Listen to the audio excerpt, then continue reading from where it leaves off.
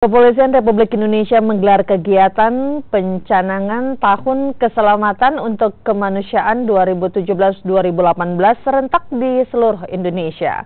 Di Sulawesi Selatan, pencanangan ini digelar di Anjungan Pantai Losari, Makassar. Pencanangan Tahun Keselamatan untuk Kemanusiaan dipimpin langsung oleh Kapolda Sulsel Irjen Pol Muktiono.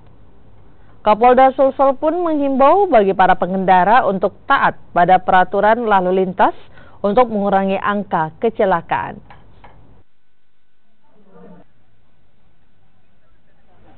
Tentu dari warga secara keseluruhan adalah kesadaran berlalu lintas, bahwa kesadaran berlalu lintas ini untuk kepentingan kita semua.